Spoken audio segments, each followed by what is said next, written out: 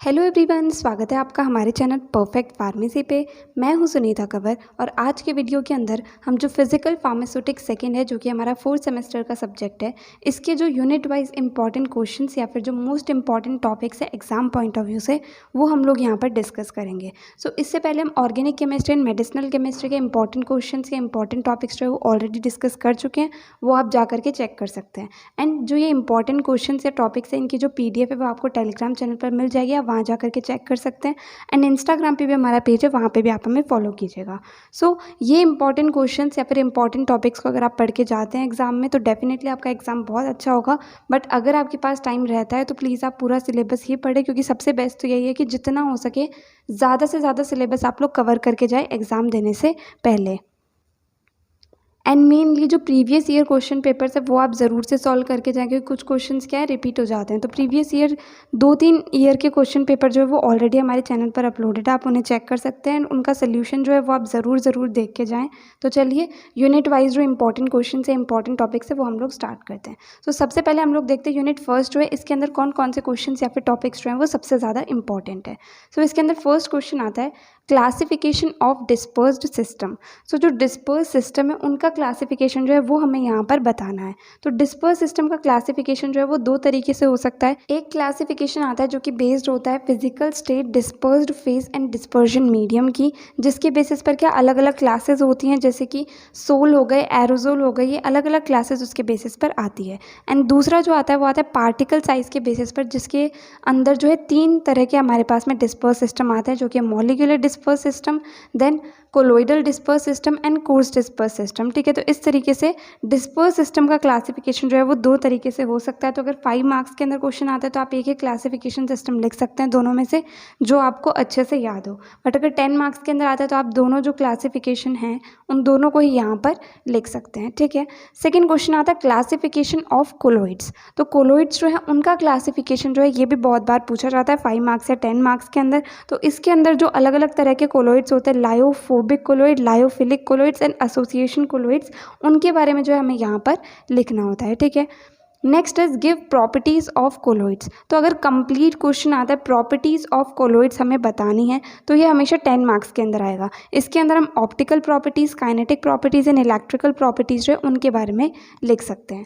ठीक है, लेकिन अगर क्वेश्चन आता है कि right a note on optical properties of colloids, या फिर काइनेटिक प्रॉपर्टीज़ ऑफ कोलोइड्स, या फिर इलेक्ट्रिकल प्रॉपर्टीज़ ऑफ कोलोइड्स, किसी एक ही पर्टिकुलर प्रॉपर्टी के बारे में अगर पूछा जाता है तो वो क्वेश्चन जो है सिंपली 5 मार्क्स के अंदर आएगा। ठीक है, एंड 10 मार्क्स के अंदर कंप्लीट प्रॉपर्टीज़ के बारे में पूछा जा सकता है। Now next question is coacervation. तो कोएजर्वेशन जो है सिंपली 2 मार्क्स के अंदर पूछा जाएगा, इसकी डेफिनेशन हमें यहाँ पर लिखनी होगी। ठीक है, नेक्स्ट इज डिफाइन पेप्टाइजेशन। तो यहाँ पर भी हमें सिंपली पेप्टाइजेशन की डेफिनेशन ही लिखनी होगी, एंड ये भी मोस्टली 2 मार्क्स के अंदर पूछा जाता है। ठीक है, next is protective action and gold number. तो प्रोटेक्टिव एक्शन होता क्या है, उसके डेफिनेशन, एंड गोल्ड नंबर क्या होता है, उसकी डेफिनेशन, यही चीज़ हमें यहाँ पर लिखनी है। तो ये क्वेश्चन भी 2 मार्क्स के अंदर या फिर 5 मार्क्स के अंदर जो है पूछा जा सकता है। ठीक है, तो ये थे कंप्लीट यूनिट फर्स्ट के इंपॉर्टेंट क्वेश्चन या फिर इंपॉर्टेंट टॉपिक्स। नेक्स्ट आती है यूनिट सेकेंड। यूनिट सेकेंड के अंदर सबसे फर्स्ट क्वेश्चन हमारे पास आता है न्यूटोनियन सिस्टम्स। तो न्यूटोनियन सिस्टम क्या होते हैं उसके ऊपर शॉर्ट नोट लिखने के लिए आ सकता है, या फिर 2 मार्क्स के अंदर सीधे सीधे डेफिनेशन भी आ सकती है। तो न्यूटोनियन सिस्टम सिंपली वो होते हैं जो कि न्यूटन्स लॉ ऑफ फ्लो को फॉलो करते हैं। ठीक है, एंड इसके बारे में हम थोड़ा बहुत लिख सकते हैं। 2 मार्क्स के अंदर तो सिंपली डेफिनेशन लिख देंगे, एंड 5 मार्क्स के अंदर थोड़ा बहुत ब्रीफ के अंदर हम इसके अंदर लिख सकते हैं। ठीक है, next is non Newtonian systems. तो नॉन न्यूटोनियन सिस्टम वाला जो क्वेश्चन है मोस्टली 5 मार्क्स के अंदर जो है पूछा जाता है। इसके अंदर जो नॉन न्यूटोनियन सिस्टम है वो क्या होते हैं ये हमें बताना होगा। तो जो system Newton's law of flow को फॉलो नहीं करते हैं वो नॉन न्यूटोनियन सिस्टम आ जाते हैं। अब इसके अंदर हम लोग 3 तरह के जो है उनके बारे में लिखते हैं, सूडोप्लास्टिक, डायलेटेंट एंड प्लास्टिक। ठीक है, नेक्स्ट इज थिक्सोट्रॉपी। तो थिक्सोट्रॉपी वाला जो क्वेश्चन है ये शॉर्ट नोट इसके ऊपर लिखने का 5 मार्क्स के अंदर बहुत बार आता है, या फिर 2 मार्क्स के अंदर सिंपली इसकी डेफिनेशन आ जाएगी। थिक्सोट्रॉपी वाला टॉपिक बहुत ज़्यादा इंपॉर्टेंट है, हर बार ये एग्जाम के अंदर इसे पूछा जाता है, तो इस वजह से इसे अच्छे से पढ़ के जाना बहुत ज़रूरी है। Next is determination of viscosity. तो सबसे पहले तो विस्कोसिटी की डेफिनेशन जो है वो 2 मार्क्स के अंदर पूछी जा सकती है। देन डिटर्मिनेशन ऑफ विस्कोसिटी के लिए क्या होता है, मतलब विस्कोसिटी को हम लोग डिटरमाइन किस तरीके से करते हैं, तो ये क्वेश्चन मोस्टली 10 मार्क्स के अंदर पूछा जाता है एंड कभी कभी 5 मार्क्स के अंदर भी पूछा जा सकता है। तो विस्कोसिटी को डिटरमाइन करने के लिए अलग अलग विस्कोमीटर्स होते हैं जो हमारे सिलेबस के अंदर दिए हुए हैं, वही हमें यहाँ पर बताने होते हैं। कभी कभी क्या होता है, किसी पर्टिकुलर विस्कोमीटर का नाम दे करके पूछ लेते हैं कि इसके बारे में हमें बताना है, एंड अगर नहीं ऐसे पूछा जाता पर्टिकुलर तो हमें जितने भी विस्कोमीटर या फिर कम से कम 3 विस्कोमीटर के बारे में हम लोग 10 मार्क्स के अंदर लिख सकते हैं, जैसे कि कैपिलरी विस्कोमीटर है, फॉलिंग स्फेयर विस्कोमीटर है, रोटेशनल विस्कोमीटर्स है, इनके बारे में जो है हम वहाँ पर लिख सकते हैं। ठीक है, तो ये क्वेश्चन भी बहुत ज़्यादा इंपॉर्टेंट है। डिटर्मिनेशन ऑफ विस्कोसिटी वाला क्वेश्चन हर बारी एग्जाम के अंदर पूछा जाता है। Next is D formation of solids. तो अगर शॉर्ट नोट आता है तो डायरेक्टली उसमें पूछा जाता है कि right a short note on D formation of solids. तो यहाँ पर हम प्लास्टिक एंड इलास्टिक डिफॉर्मेशन के बारे में, हैकेल इक्वेशन के बारे में, स्ट्रेस के बारे में, स्ट्रेन के बारे में, इलास्टिक मॉडुलस के बारे में, ये सारे ही जो भी पॉइंट सिलेबस के अंदर डी फॉर्मेशन ऑफ सॉलिड्स के अंदर दिए गए हैं वो सारे के सारे हम यहाँ पर लिख सकते हैं। ठीक है, तो ये हो जाएगा डी फॉर्मेशन ऑफ सॉलिड्स वाला। एंड क्या होता है कि इसके अंदर से 2 मार्क्स के क्वेश्चन भी बन सकते हैं, जैसे सिंपली पूछ लेंगे प्लास्टिक एंड इलास्टिक डिफॉर्मेशन क्या होता है, हैकेल इक्वेशन क्या होता है, most of the times 2 marks के अंदर पूछा जाता है, या फिर इलास्टिक मॉडुलस क्या होता है, ये भी 2 मार्क्स के अंदर बहुत बार पूछा जाता है। ठीक है, तो इस तरीके से डी फॉर्मेशन ऑफ सॉलिड्स अगर डायरेक्टली यही टॉपिक पूछा जा रहा है तो 5 मार्क्स के अंदर आता है, एंड अगर डेफिनेशन पूछी जा रही है हैकेल इक्वेशन की, इलास्टिक मॉडुलस की, तो ये क्वेश्चन जो है वो 2 मार्क्स के अंदर आ सकता है। ठीक है, तो ये थे कंप्लीट यूनिट 2 के इंपॉर्टेंट क्वेश्चन या फिर इंपॉर्टेंट टॉपिक्स। नाउ नेक्स्ट हम लोग देखते हैं यूनिट 3 के अंदर क्या क्या क्वेश्चंस या फिर टॉपिक्स जो है वो एग्जाम के लिए बहुत ज़्यादा इंपॉर्टेंट है। So first question is define course dispersion. Course dispersion होता क्या है, सिंपली इसकी डेफिनेशन जो है वो most of the times 2 marks के अंदर पूछी जाती है। ठीक है, एंड देन इसके अंदर 1-2 एग्जाम्पल्स जो है वो भी हम लोग लिख देंगे। नेक्स्ट आता है स्टेबिलिटी ऑफ सस्पेंशन। तो सस्पेंशन की स्टेबिलिटी वाला जो क्वेश्चन है वो बहुत बार एग्जाम के अंदर पूछा जाता है। इसके अंदर सिंपली हमें ये बताना है कि सस्पेंशन जो है उनकी स्टेबिलिटी को किस तरीके से मेंटेन करा जाए, या फिर सस्पेंशन को ज़्यादा स्टेबल जो है वो किस तरीके से बनाया जा सकता है। ठीक है, तो इस तरीके से ये टॉपिक 5 मार्क्स के अंदर बहुत बार एग्जाम के अंदर आता है। Next is flocculated and deflocculated suspension. तो ये टॉपिक हमने फर्स्ट सेमेस्टर के अंदर भी फार्मास्यूटिक्स के अंदर पढ़ा था। तो simply flocculated and deflocculated suspension के बीच में डिफरेंस जो है वो 5 मार्क्स के अंदर मोस्ट ऑफ द टाइम्स पूछा जाता है एग्जाम के अंदर। नेक्स्ट आती हैं theories of emulsification.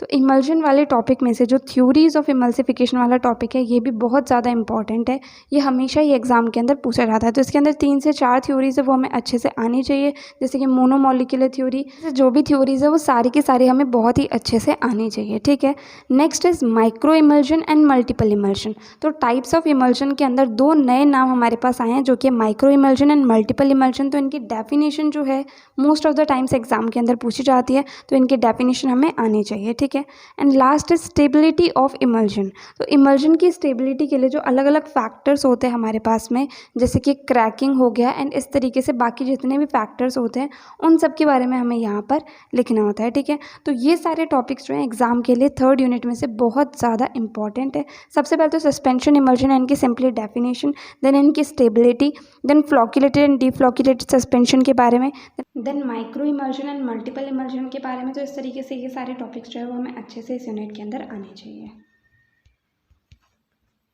Now next हम लोग देखते हैं यूनिट 4 के अंदर क्या क्या क्वेश्चंस या फिर टॉपिक्स जो है वो इंपॉर्टेंट है। सो सबसे पहले आता है डिफाइन स्पेसिफिक सरफेस। तो स्पेसिफिक सरफेस क्या होता है, इसकी सिंपली हमें डेफिनेशन लिखनी है। तो ये क्वेश्चन मोस्टली 2 मार्क्स के अंदर ही पूछा जाता है, स्पेसिफिक सरफेस की डेफिनेशन। ठीक है, next is methods to determine particle size. तो पार्टिकल साइज को डिटरमाइन करने के लिए जो अलग अलग मैथड्स होते हैं ये क्वेश्चन बहुत बार एग्जाम के अंदर 5 या 10 मार्क्स के अंदर पूछा जाता है। इस यूनिट में से जो 10 मार्क्स के क्वेश्चन बनते हैं वो तो ये 2 ही क्वेश्चन बनते हैं, एक तो पार्टिकल साइज डिटरमाइन करने के लिए मैथड्स, या फिर दूसरे सरफेस एरिया डिटरमाइन करने के लिए मैथड्स। ठीक है, ये दोनों क्वेश्चन जो हैं वो 10 मार्क्स के अंदर इस यूनिट में से पूछे जाते हैं।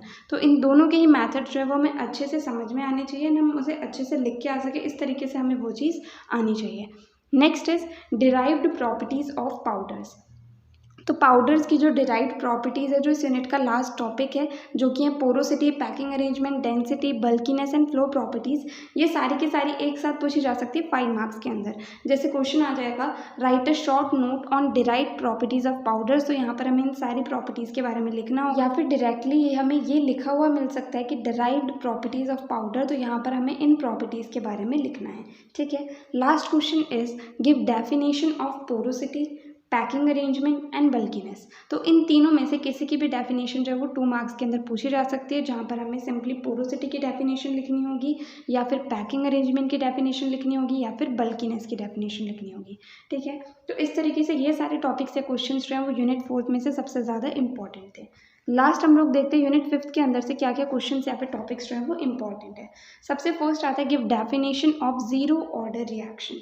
तो सिंपली जीरो ऑर्डर रिएक्शन जो है वो होती क्या है, उसकी डेफिनेशन हमें यहाँ पर लिखनी है। Second is pseudo zero order reaction. तो सूडो जीरो ऑर्डर रिएक्शन क्या होती है, इसकी डेफिनेशन हमें यहाँ पर लिखनी है। Next is first order reaction. तो फर्स्ट ऑर्डर रिएक्शन क्या होती है, इसकी डेफिनेशन जो है वो हमें यहाँ पर लिखनी है। अब यहाँ पर एक सूडो फर्स्ट ऑर्डर रिएक्शन जो है वो भी पूछी जाती है, तो उसकी डेफिनेशन भी हमें आनी चाहिए। Next is second order reaction, इसकी भी डेफिनेशन डायरेक्टली पूछी जा सकती है। ठीक है, next question is methods of determination of reaction order. तो रिएक्शन ऑर्डर डिटरमाइन करने के लिए हमारे पास कुछ मैथड्स होते हैं, जैसे कि ग्राफिकल मैथड आ गया, सब्सटीट्यूशन मैथड आ गया। तो इस तरीके से इन मैथड्स के बारे में भी पूछा जा सकता है। एंड इस यूनिट में से क्वेश्चन मोस्ट कॉमनली पूछा जाता है, सबसे ज़्यादा 5 मार्क्स के अंदर पूछा जाता है, एंड कभी कभी 10 मार्क्स के अंदर और भी किसी क्वेश्चन के साथ कंबाइन होकर के पूछा जा सकता है। सो ये क्वेश्चन जो है 5 मार्क्स का बनता है कि हमें रिएक्शन ऑर्डर डिटरमाइन करने के लिए जो मैथड्स है वो कौन कौन से हो सकते हैं। Next question is physical and chemical factors influencing the stability of drugs. तो ड्रग्स की स्टेबिलिटी को इन्फ्लुएंस करने वाले फिजिकल एंड केमिकल फैक्टर्स कौन कौन से होते हैं, उनके बारे में हमें यहाँ पर लिखना होता है। एंड ये क्वेश्चन जो है सीधे ही 10 मार्क्स के अंदर बनता है। Last question is accelerated stability testing. ये वाला topic exam point of view से बहुत ज़्यादा इंपॉर्टेंट है। डायरेक्टली 10 मार्क्स के अंदर ये पूछा जा सकता है, या फिर 5 मार्क्स के अंदर भी ये पूछा जा सकता है। तो एक्सेलरेटेड स्टेबिलिटी टेस्टिंग होता क्या है, इसे करने का पर्पस क्या होता है, कंप्लीट इसका प्रोसीजर क्या होता है, वो सारी चीज़ें जो है वो हमें यहाँ पर बतानी होती है। तो ये थे सारे यूनिट 5 के इंपॉर्टेंट क्वेश्चंस या फिर इंपॉर्टेंट टॉपिक्स। तो यहाँ पर फिजिकल फार्मास्यूटिक्स सेकेंड के यूनिट वाइज सारे जो इंपॉर्टेंट क्वेश्चन थे, इंपॉर्टेंट टॉपिक्स थे, वो कंप्लीट होते हैं। इसकी जो PDF है वो आपको टेलीग्राम चैनल पर मिल जाएगी। एंड नोट्स जो है वो मैं जल्दी से जल्दी अपलोड करने की कोशिश करती हूँ। सबसे पहले तो आपको मेडिसिनल केमिस्ट्री के कंप्लीट नोट्स मिलेंगे, उसके बाद में ऑर्गेनिक केमिस्ट्री के, एंड उसके बाद में बाकी तीनों सब्जेक्ट के हैं कुछ कुछ यूनिट के नोट्स आपको मिलते रहेंगे। तो वो मैं आपको टेलीग्राम चैनल पर अपडेट कर दूँगी कि किस यूनिट के नोट्स जो हैं कब वेबसाइट पर अपलोड हो रहे हैं। ठीक है, तो यहाँ पर हमें जो आज टॉपिक डिस्कस करना था वो कंप्लीट होता है। अगर आपको इस वीडियो के अंदर कोई भी डाउट आया तो आप कमेंट सेक्शन में पूछ सकते हैं, और अगर नेक्स्ट वीडियो आप किसी पर्टिकुलर टॉपिक पे चाहते हैं तो वो भी आप कमेंट सेक्शन में बता सकते हैं। तो अगर आपको ये वीडियो हेल्पफुल लगी तो प्लीज़ आप इस वीडियो को लाइक करना, अपने फ्रेंड्स के साथ भी शेयर करना, और चैनल को सब्सक्राइब करना। थैंक यू सो मच इस वीडियो को एंड तक देखने के लिए एंड चैनल को सपोर्ट करने के लिए।